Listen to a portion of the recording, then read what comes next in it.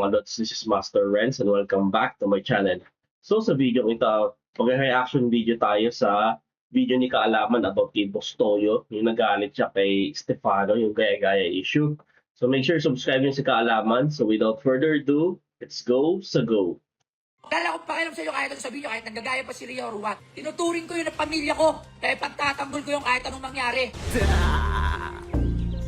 Copycats Class B.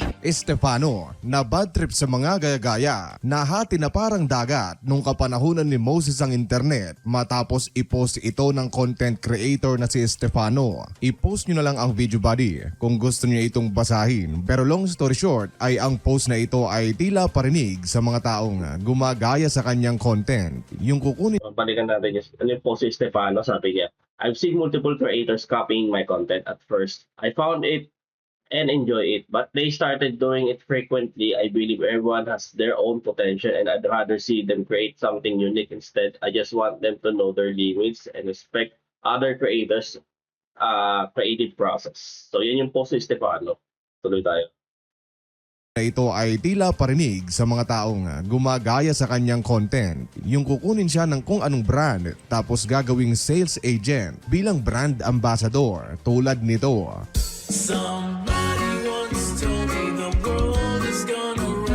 You see, walang pinangalanan si Stefano sa post niyang ito. Pwede kasing itong lalaking ito.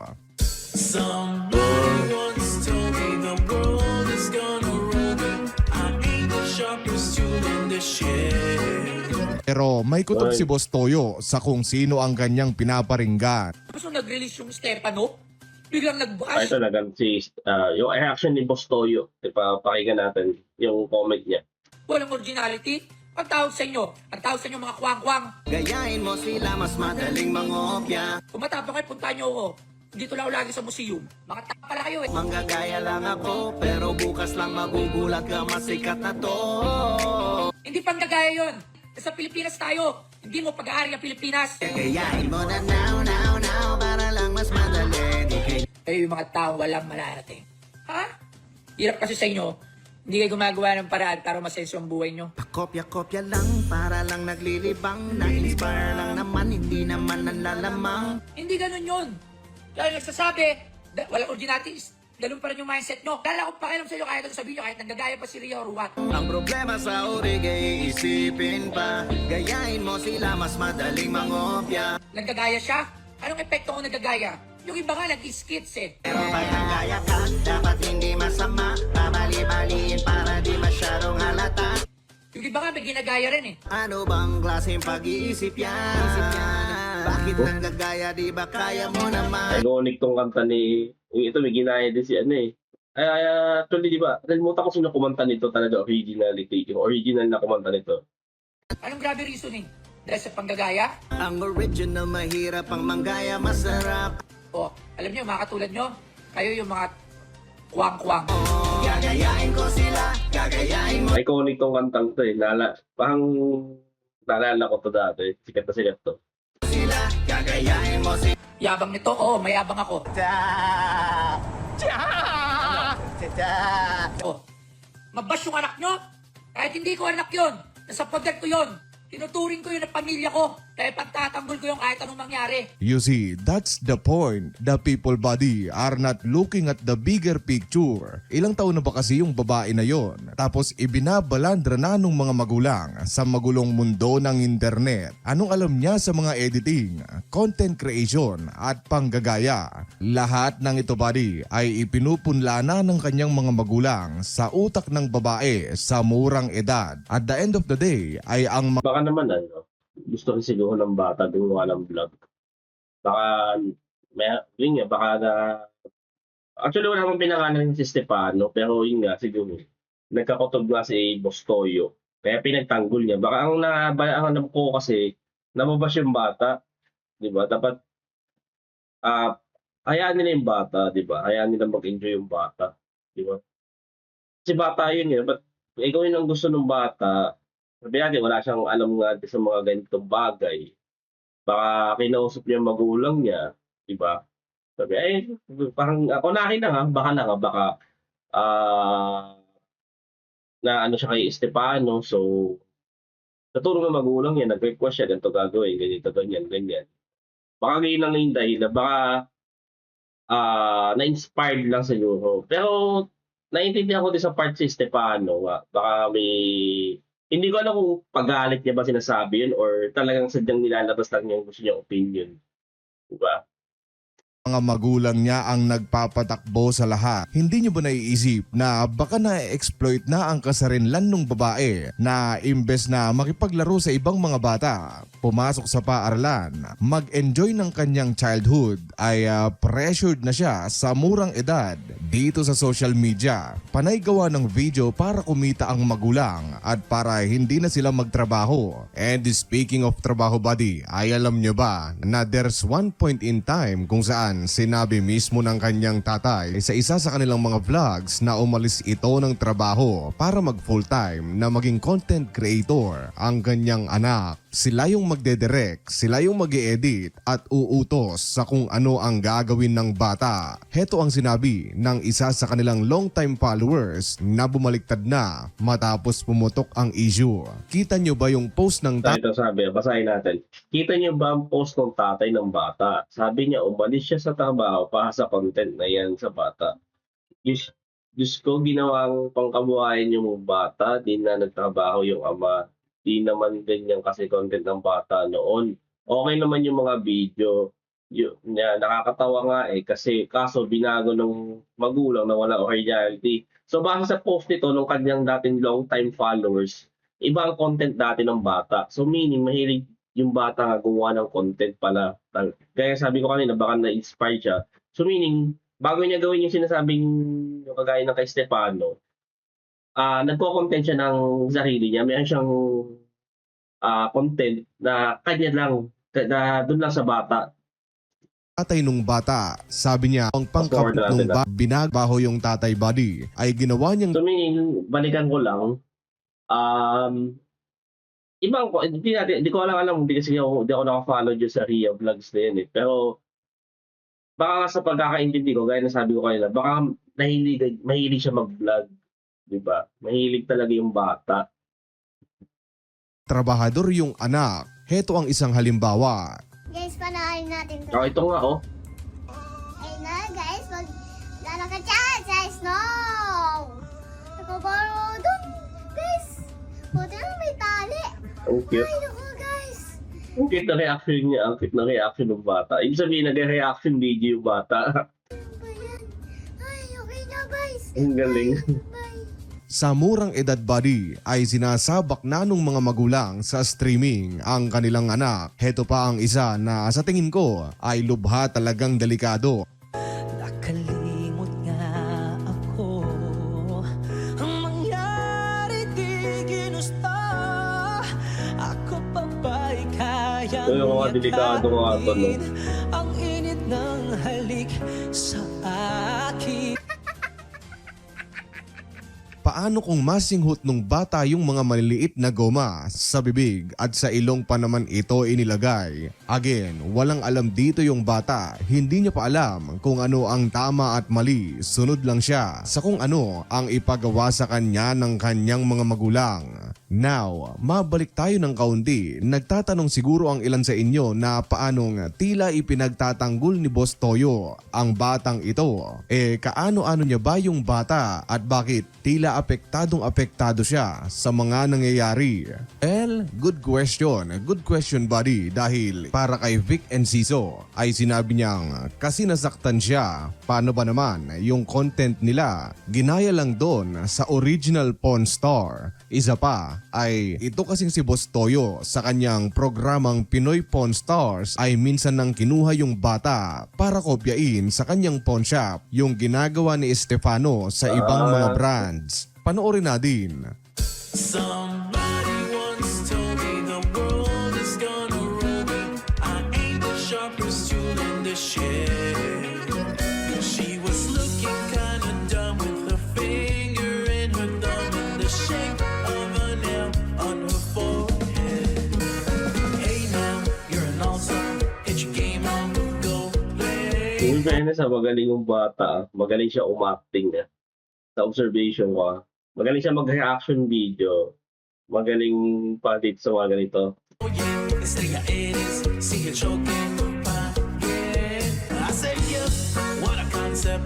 I can use a little fuel myself, and we could all use a little change. Hindi lang yan, buddy, dahil lumabas pa sila sa isa sa mga episode ng mismong Pinoy Pawn Stars.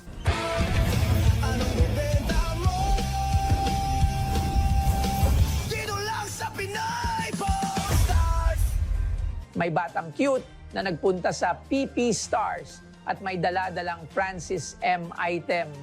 Ang Francis M commemorative tag na ito ay isang espesyal na alaala Ganda. mula sa tribute run na ginanap noong Oktubre 11, 2015 sa Luneta. Tagal na. Kakabayan? Aba, mga kakabayan ko. Tapos? Ano? Dapat lang malaman nyo. Oo. Bilib ako sa kulay ko. Ako ay Pilipino. Wow, ang galing naman niya. Sam. Thank you po. Hello po, ako po si Joshua. Kasama ko po si Ria Vlogs. Pumunta kami dito kay Boss Toyo para magbenta po ng item na galing kay Francis M. Okay naman po, nakapag-deal naman po kami ng maayos ni Bossing Toyo. Andyan din na total, andun na rin yung bata. Gumawa na sila ng ilang mga reels para sa kanilang mga page. Panoorin natin.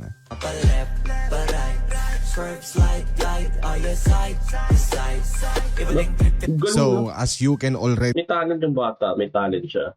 see, buddy, ay yung lahat ng in-explain ko kanina ay siguro Yung nga lang, siguro may part din na mali yung sa magulang, alam sa tatay. Kasi sabi,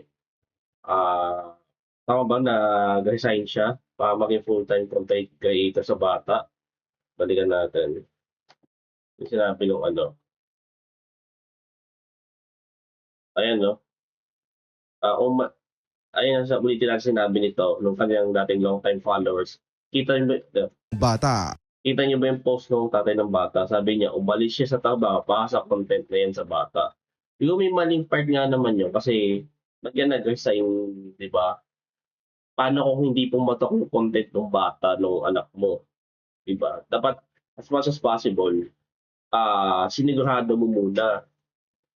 Paano kung hindi nga pumatok, di wala kikitain. Doon ang mali yung part doon sa bata. Dapat hindi muna siya nag-resign. Dapat tinuloy pa niya pag-work. Diba? O abang nagko-content, o abang wala siyang trabaho, doon niya tinutulungan sa pagko-content ng bata. Pero mali din yung mali siya sa part na yun. Nag-resign siya pa sa pagko-content.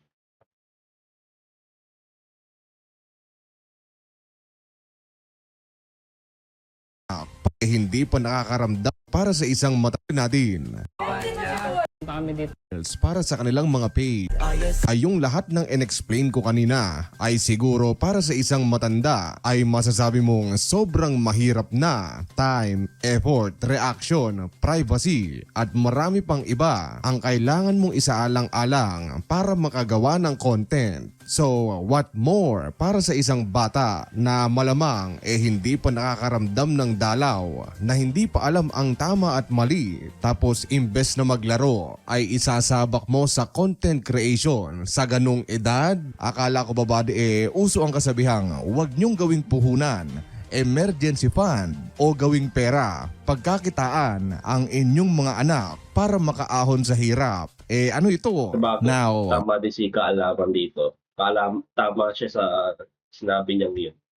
mapunta naman tayo sa gaya-gaya issue. You see, aminin man natin o hindi, ay sa mundong halos lahat na ata ng tao sa internet ay mga content creator ay nagawa na ang lahat. Oo. Sobrang hirap ng gumawa ng unique content. Yung magkiklik sa panlasa ng masa, yung hindi pa nagagawa ng iba. Days and nights ay wala kang tigil sa kakaisip sa kung ano pa ang hindi pa nagagawa at mailalapag mo sa social media on Sabagay, tama din yun. Kasi marami talagang sabi ko ni Boss Rino pag nabisita ako sa live niya, marami talagang mahirap talaga din daw talaga mag-isip ng content.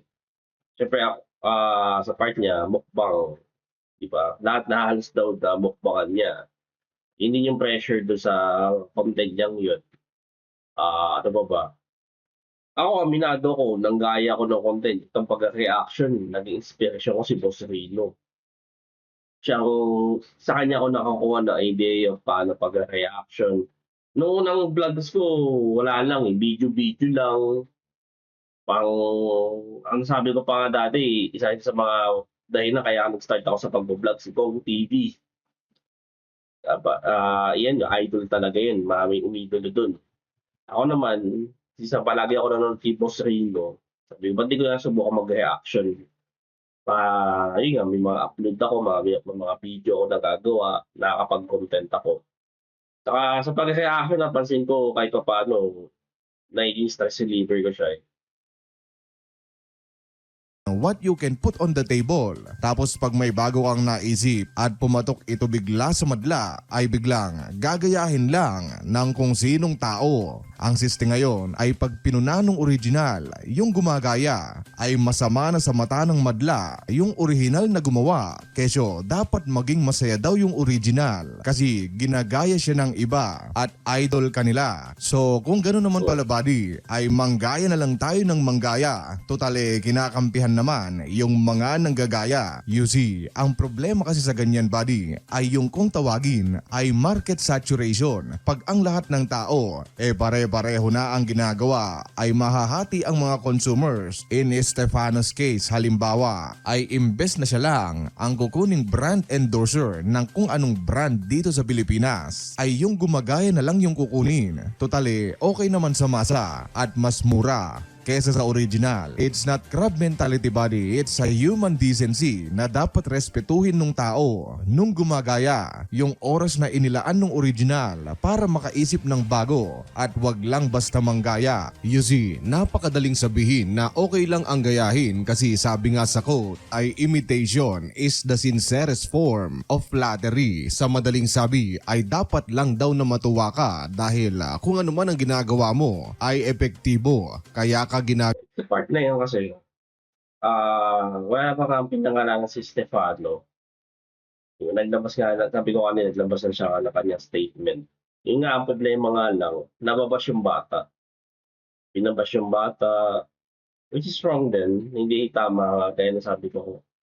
Kasi bata yun, baka doon siya nag-enjoy, di ba? Dahil doon, siguro ang inaano ng tao, inaano din yung Postoyo, kung parang pinopoint out niya siguro.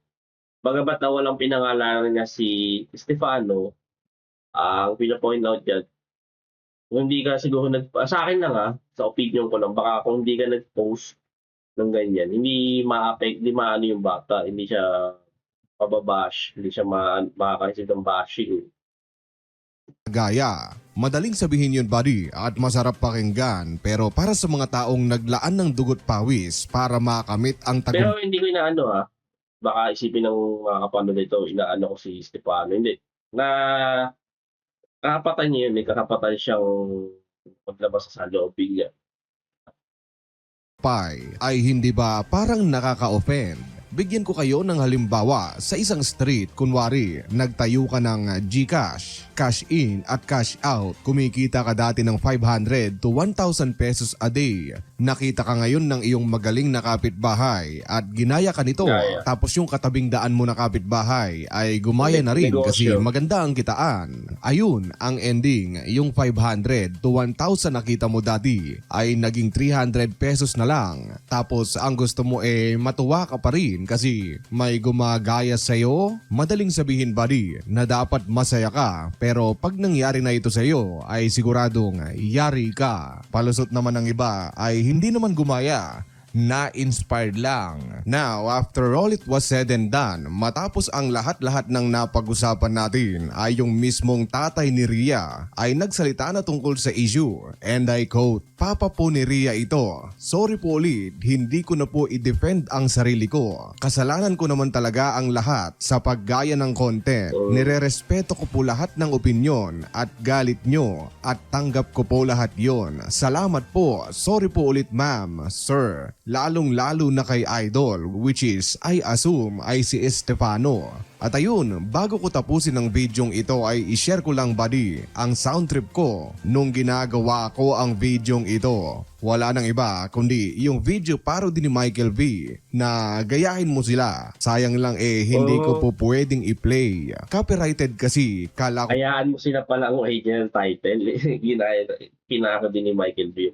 Gayahin mo sila. pa naman matutuwa sila Mali pala pa kung mali ako. Mali ata ako sa sinabi ko kanina eh. Kung may mali ako, pasensya na. pag nilagay ko dito yung music video. So ikaw, saan ka papanig sa issue na ito? Sa original o doon sa gaya-gaya? Let me know. And as always, thank you. Actually, ako naman, hindi ko inaano si Stefano. Make rights niya yun. Pero, baka sabihin, sino ba ako para sabihin si Stefano na ganito, ganyan. Yung sa pagko-content kasi, maliit, nasa isang industry tayo. So, as much as possible, ano yung part ng tulungan? Nga. Sa ano mo ba? Siguro, baka naano din ni Stefano, baka napapansin niya na rin sobrang Xerox copy yung ginagawang content ng bata. Kaya, or hindi na siguro sa bata, baka sa ibang tao din na gumagawa ng katulad niya na sobrang, alam mo, sobrang reflection na. Sobrang gaya-gaya nga naman. Baka yun ang pinapoint out niya. Baka gusto lang niya, baka may maisip na ibang idea kayo sa pagko-content. Imbis na gayahin yung pagko-content niya. Yun lang naman. Actually, yung gaya-gaya, marami na rin yung nagyayaki. Lalo na sa mga mainstream media. Yung EBS, GMA, excuse me, di ba? Dati may mga gaya-gaya din dyan. Ano bang kung di ako nagkakamali yung sa Aldab, di ba, may ginaya din sila doon dati or tinapat. Halos na, di man actually katulad pero itinapat na yung Pastillas Girls, di ba, yun ang itinapat nila doon kay Yaya Dab.